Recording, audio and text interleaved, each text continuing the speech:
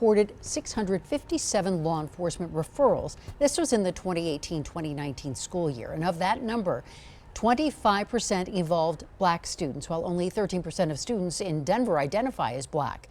The group says disparities are also apparent in arrests, with Black and Hispanic students more likely to be arrested than white students.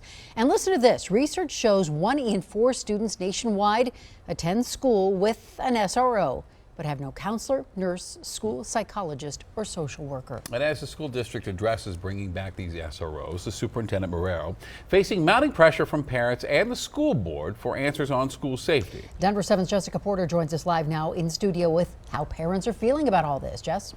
And Shannon, parents feel the superintendent is listening but not leading. They want a plan to stop the violence impacting Denver students and staff right now. At a tense meeting yesterday, the school board tried to get those answers as well. In the wake of the school shooting at East High School, 13 SROs have returned to Denver high schools, but questions remain. Parents are demanding to know why only certain schools got the extra security and who will ultimately pay for it. A group of parents gave Superintendent Alex Marrero a deadline for an updated safety plan that came and went. Stop saying that we're looking into it. We need answers. We need them quickly.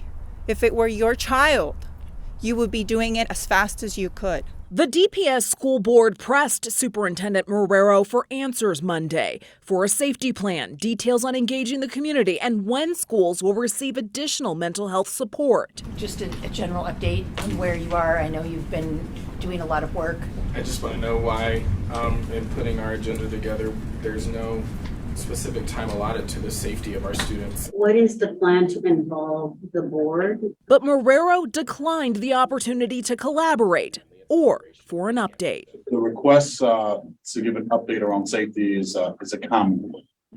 And I'm going to use this as an opportunity to just inform the entire community that yes, thank you for the feedback. Thank you for the desire to help and develop. And I will inform the board in terms of how we're engaging the community. But I also know that there's been a request for a community-led process. And I'm going to say this very carefully and respectfully. This is where we need the experts.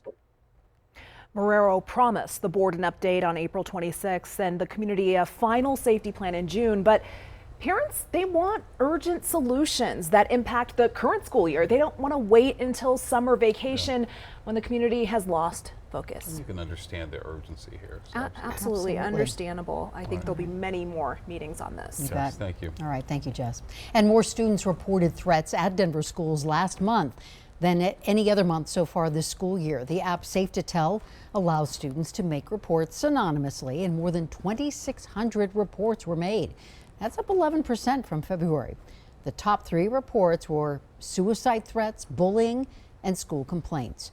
And to date, this school year, more than 15,000 students have filed a report. Well, classes are canceled tomorrow at Eagle Crest High School after a teacher who died over the weekend showed symptoms of bacterial meningitis. Now, the Cherry Creek School District has notified families. They're now working with health officials to try to identify students and staff who may have come into contact. Today's record-breaking temperatures fuel for fires across Colorado. Evacuation orders are still in effect for a wildfire that is burning north of Trinidad. The Las Animas County Sheriff's Office says the Trujillo Creek fire that has burned more than 100 acres since sparking last night. And people near Mauricio Canyon and Trujillo Creek are impacted. And we are in store for more warm weather tomorrow. And Chief Meteorologist Mike Nelson joining us now with a look at the forecast. Mike? And Shannon, most of the numbers you see over the eastern half of Colorado were record high temperatures today. 90s out on the far eastern plains, 85 in Denver, and it is still in the 60s and even 70s at this hour. Tomorrow's going to be another hot, windy day. Fire weather warnings in effect in the red. In the gold, that's a fire weather watch for Thursday for gusty winds expected at that time. You can see how much of the weather is going to be impacted in the Denver metro area. There's a cold front to the west of us. Winds will increase ahead of it. There'll be some moisture with the passage of that front, but not a whole lot. Windy and warm tomorrow with that high fire danger. I'll let you know how much rain and snow to expect from that front in about 10 minutes. All right, sounds good. And we want to help you be prepared for whatever Colorado throws at us.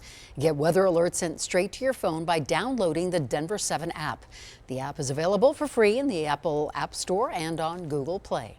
Colorado Attorney General Phil Weiser is backing an effort to halt a ruling that restricts abortion medication. He joins a group of Democratic attorneys general from more than 20 states challenging this ruling.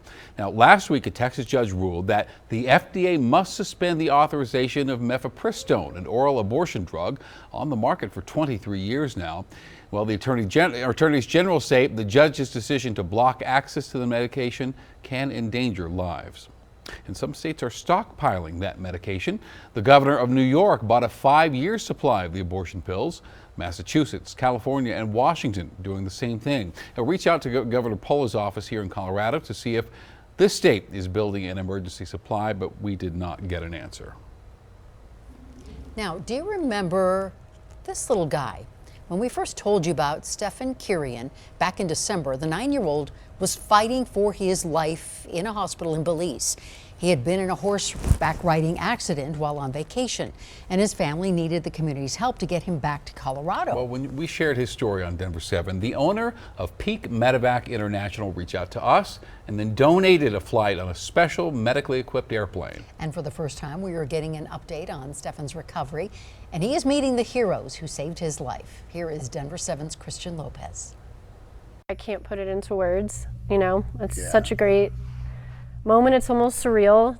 I'm just so pleased about how the outcome was. An outcome that was uncertain 4 months ago. He's hanging in there. He's not going to make it if he stays out here. Heidi Kirian was desperately trying to get her son Stephen back to the U.S. after a horseback riding accident while on vacation in Belize. I don't want to lose my son. And if anybody knows somebody that will go get him and bring him home, that works too. I don't care. I want to get him home. What happened next?